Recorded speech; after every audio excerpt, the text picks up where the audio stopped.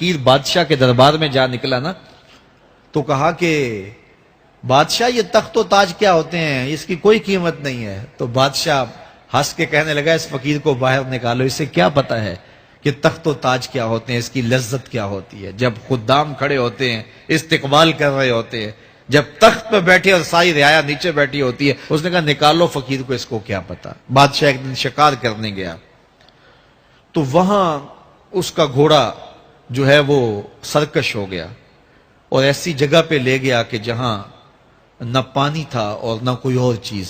بادشاہ وہاں ہانپ رہا ہے کہ وہی فقیر مشکیزہ ڈالے ہوئے گزرا اور آواز دے رہا ہے پانی لے لو، پانی لے لو۔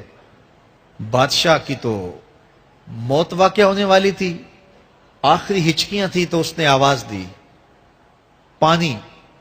تو اس فقیر نے کہا کہ ہاں تمہارے پاس ہے کوئی قیمت پانی دینے کی؟ اس نے کہا میں بادشاہ ہوں اس ملک کا۔ اس نے کہا ہوتے ہوگے، مجھے غرض نہیں ہے، میں تو بیچتا ہوں پانی۔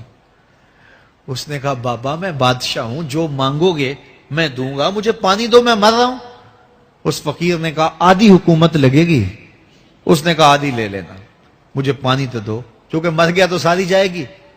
اس نے پانی کا گھونٹ دیا، پیاس کی شدت تھی، جب پانی کا کٹورا اس نے منہ سے لگایا تو پانی حلق میں اٹک گیا۔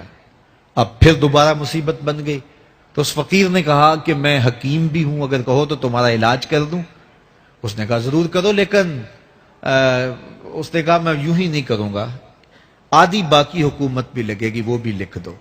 اس نے چمڑے کے اوپر لکھوا لیا، ساری حکومت لکھوا لی اور اس نے اس کا علاج کیا فوری۔ جو اس کے پاس ٹوٹکا ٹونا تھا تو اس کا پانی حلق سے نیچے اتر گیا۔ بادشاہ گھوڑے پہ بیٹھا واپس آیا، وقت گزر گیا، عرصہ بیت گیا، بادشاہ پھر تخت پہ بیٹھا تھا، وہی فقیر بھیس بدل کے دوبارہ آ گیا۔ پھر اس نے نصیحت کی کہ آخرت کو یاد کرو، یہ دنیا کچھ نہیں ہے، 4 دن کی کہانی ہے۔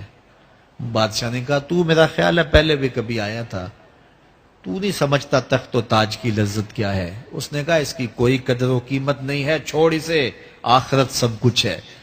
تو اس نے کہا نکالو اس فقیر بابے کو، یہ اس دن بھی آیا تھا تو آج پھر آ گیا ہے، اپنی راہ لے بابا۔ اس فقیر نے اپنے تھیلے سے وہ چمڑے کی دستاویز نکالی جس کے اوپر اس نے ساری حکومت لکھ کے دی تھی۔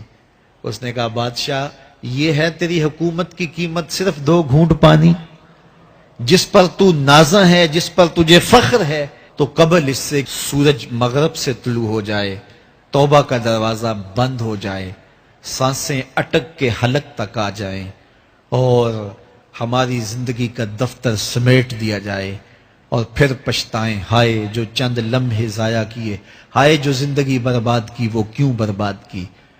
کل کے پچھتاوے سے بہتر آج کا پچھتاوا، زندگی پلٹ ہوگا، وقت پر کافی ہے ایک قطرہ بھی آب خوش ہنگام کا، جل گیا جب کھیت برسا می تو پھر کس کام کا۔